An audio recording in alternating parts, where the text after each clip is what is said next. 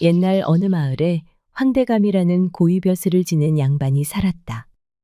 대대손손 부유하게 살아온 황대감은 성품도 올곧고 인자해 주변 사람들의 덕망도 얻고 있었다.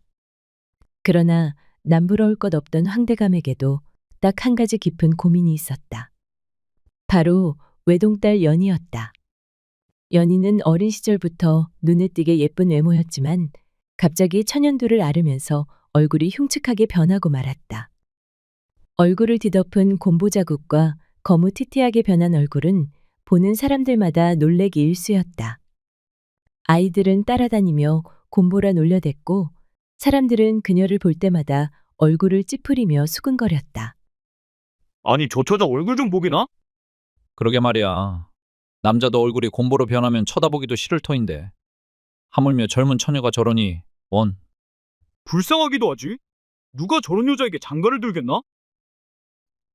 나이가 들어서인지 황대감의 안색이 날이 갈수록 좋지 않았다.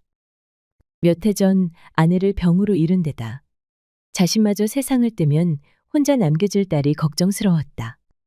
병세가 깊어지자 황대감은 서둘러 사위를 찾기로 했다. 딸과 혼인하는 자에게 전 재산을 물려주겠다고 공언했지만 선뜻 나서는 이가 없었다. 어느 날 황대감이 시름시름 앓아 누워 있는데 그 소문을 들은 이웃마을의 최영감이 찾아왔다. 대감님, 따님의 남편감을 찾으신다는 얘기를 들었습니다. 그렇긴 하다만 아직까지 나서는 사람이 없으니 내가 우리 연희 배필은 찾아주고 눈을 감아야 할 텐데. 황대감은 깊은 한숨을 내쉬며 푸념을 늘어놓았다. 딸의 걱정에 고심이 깊은 황대감을 본 최영감은 골칫덩어리 아들 천명이를 떠올렸다. 그래, 우리 아들을 이 집 딸과 혼인시키면 되겠어. 집으로 돌아온 최영감은 오랫동안 깊은 생각에 잠겼다. 비록 황대감 딸의 외모가 흉해도 혼인만 한다면 우리 아들은 평생 돈 걱정 없이 살 수 있을 거야.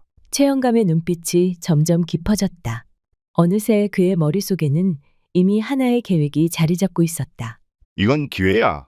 황대감도 골치 아픈 딸을 걱정하고 있고 우리 집도 천명이가 문제인데 서로 좋을 수밖에 없는 혼처가 아닌가? 그는 손가락으로 책상을 툭툭 두드리며 생각했다. 이 혼사를 반드시 성사시켜야 해. 최영감의 입가에 희미한 미소가 번졌다. 야 이놈아! 지금 해가 중천에 떴는데도 아직 이불 속이냐? 허구한 날 술독에 빠져서는. 최 씨에게는 외아들 천명이 있었는데 어려서부터 학문에는 전혀 뜻이 없고 오직 놀기만 좋아하는 천덕꾸러기였다. 나이를 먹을수록 그의 태도는 더욱 방탕해져 이 여자 저 여자 껄떡이며 먹고 노는 한량으로 살고 있었다. 저 꼴을 보고만 있자니 최영감은 아들에 대한 걱정으로 속이 타들어갔다. 천명아, 너는 평생 이렇게 놀고 먹으면서 살고 싶으냐? 당연하죠. 그런 삶을 원하지 않는 사람이 어디 있겠습니까? 최영감은 한숨을 내쉬며 아들을 바라보았다. 그럼 장가를 가는 게 어떻겠느냐? 장가요? 장가 가면 처자식을 먹여 살려야 하고 그럼 일도 해야 될 텐데요. 저는 장가 가기 싫습니다. 이런 철없는 놈 같으니라고. 사내 놈이 일이 게을러서야 쓰겠느냐? 만약 내가 맺어주는 처자와 혼인만 한다면 평생 일 안 하고 먹고 살 만큼의 재산이 생긴다면 어떻겠느냐? 아니, 세상에 그런 혼처가 어디 있다고 그러십니까? 놀고 먹을 사위를 받아줄 집이 있겠어요? 그 처자 아버지가 혼인만 한다면 사위에게 전 재산을 다 물려준다 하더구나. 정말이십니까? 그런 부잣집 딸이 저와 혼인하려고만 한다면 이보다 좋은 일이 어디 있겠습니까? 연희의 얼굴을 모르는 천명은 평생 놀고 먹고 살 수 있다는 말에 얼씨구나 했다. 최영감은 황대감에게 찾아가 조심스레 말을 꺼냈다. 대감님, 혹시 저희 아들과 따님을 맺어주시는 건 어떻겠습니까? 황대감은 고개를 갸웃하며 말했다. 아니, 자네 아들이라면 평소 최영감 아들의 행실을 알고 있던 황대감은 썩 내키지 않는 표정으로 헛기침을 했다.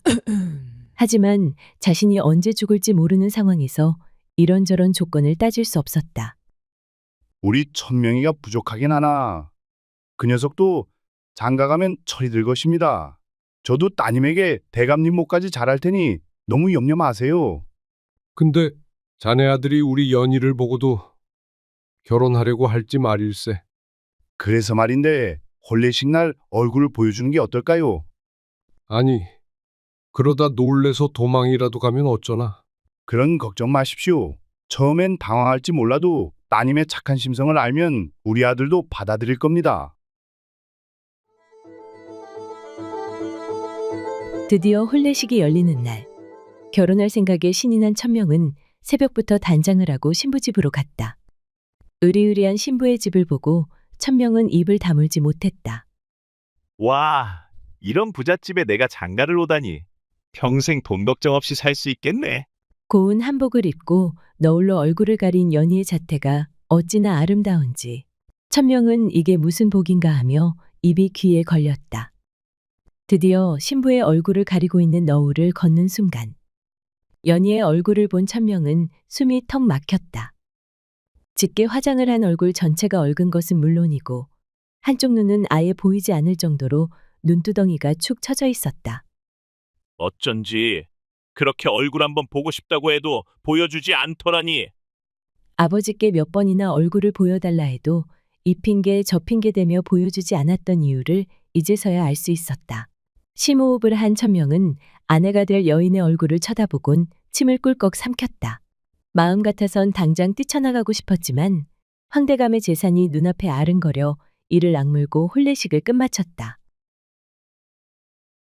병색이 완연하던 황대감은 혼례식을 치르고 한 달이 채 되지 않아 세상을 떠났다.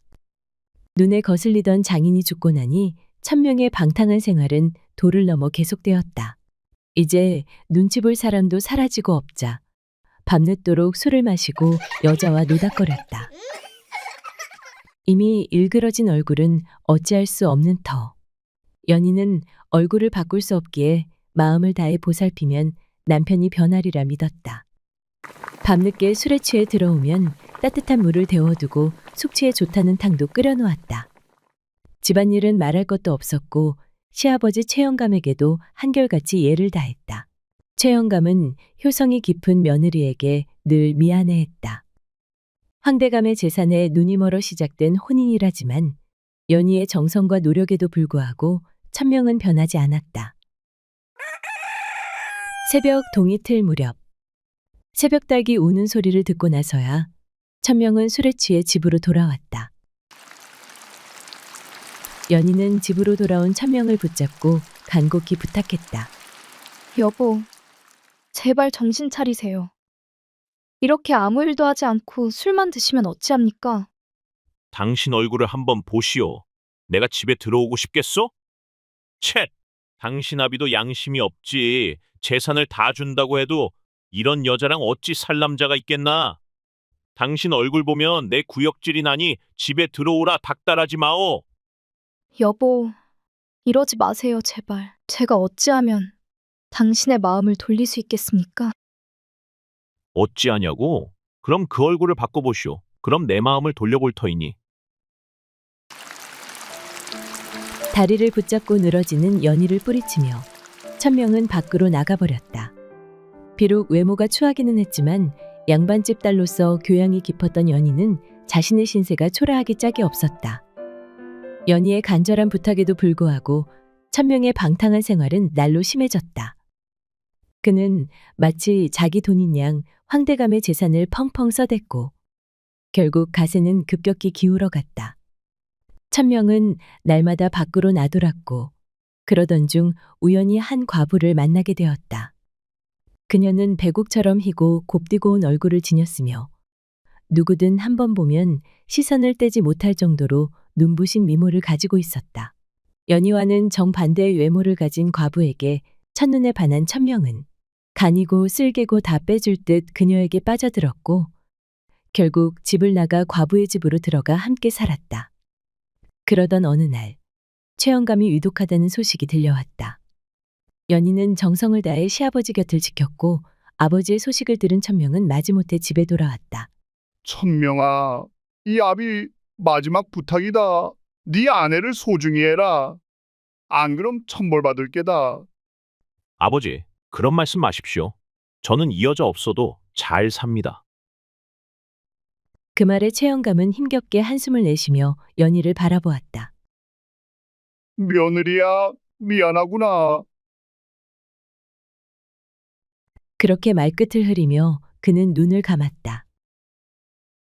최영감이 죽자 천명은 슬퍼하기보다 더 이상 눈치 볼 사람이 없다는 생각에 웃음을 지었다. 이제 아버지도 돌아가셨으니 저 옆 편내만 쫓아내면 되겠어. 천명은 연희를 쫓아내고 과부를 집에 데려와 살 생각에 신이 났다. 어떻게 쫓아낼까 곰곰이 생각하다. 깊은 산속에 절이 하나 떠올랐다. 연희를 인적이 드문 그곳에 버리고 올 작정이었다. 며칠을 궁리하던 천명은 마침내 연희에게 그럴듯한 말을 꺼냈다. 지난 세월 생각해보면 내가 헛되게 살아온 것 같네. 아버지께도 그리고 당신에게도 미안한 마음뿐이야. 그래서 말인데 아버지께 속죄도 할 겸 우리 절에 가서 불공을 드리고 오지 않겠소? 그의 뜻밖의 말에 연희가 놀라며 말했다. 정말이십니까? 잘 생각하셨어요. 같이 가서 불공을 드리고 와요.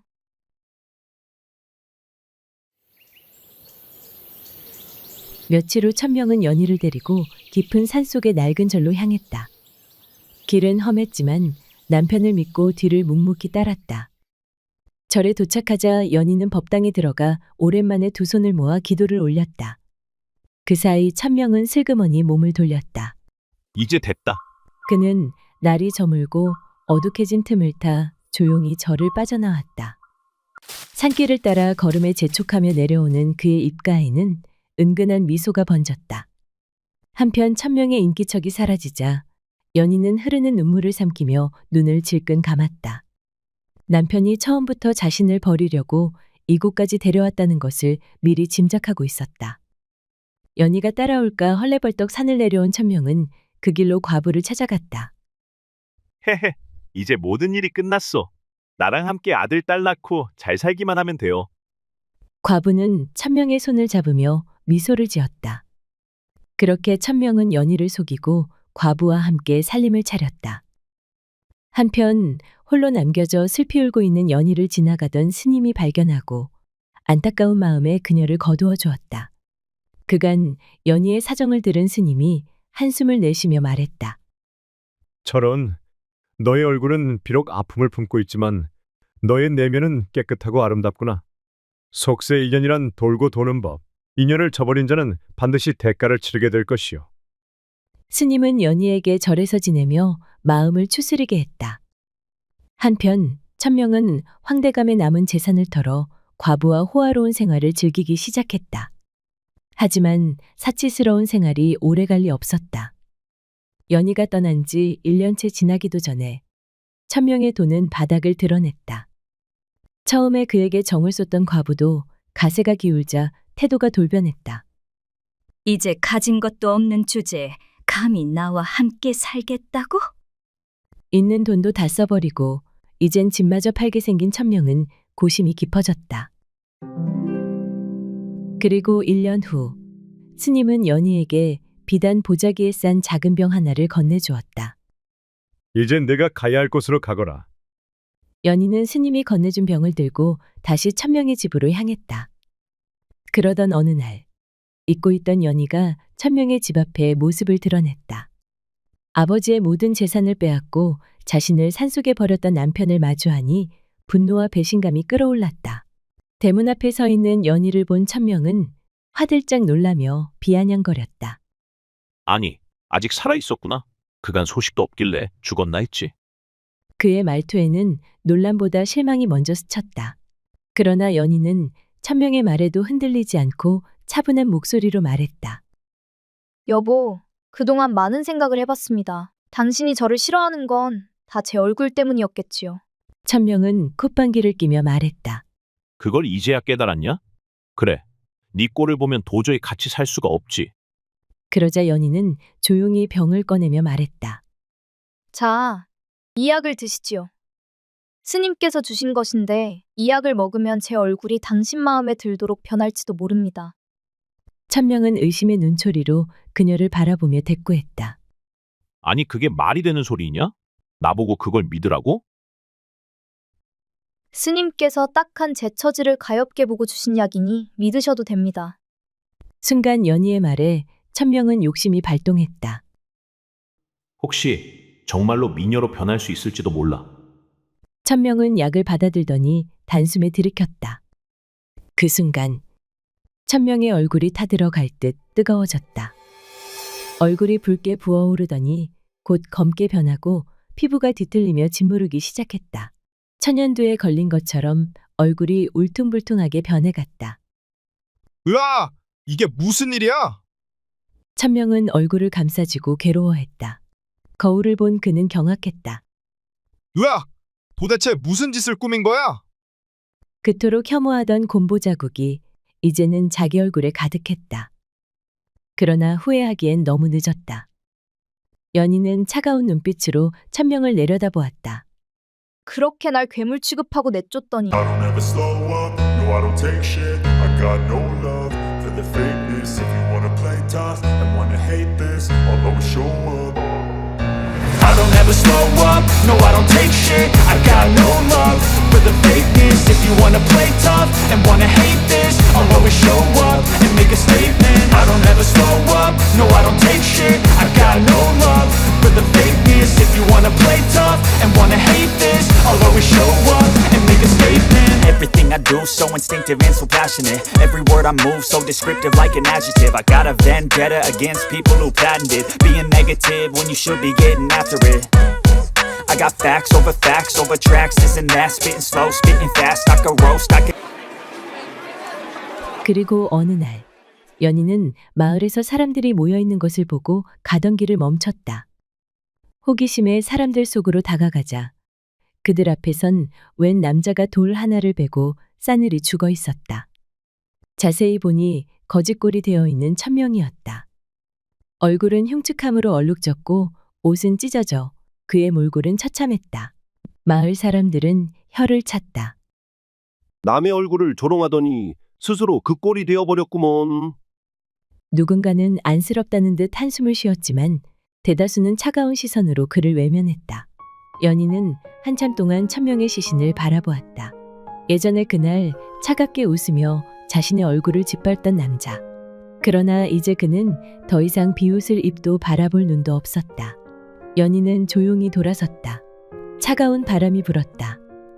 이 마치 모든 것이 끝났다는 듯. 안녕하세요. 이야기 들려주는 새벽입니다. 이번 이야기 즐겁게 보셨나요? 연희의 가슴 아픈 이야기는 결국 인과응보로 끝이 났습니다. 앞으로도 더 흥미롭고 깊은 이야기로 찾아뵙겠습니다. 구독과 좋아요 그리고 여러분들의 소중한 의견도 남겨주세요. 그럼 다음 이야기에서 다시 만나요.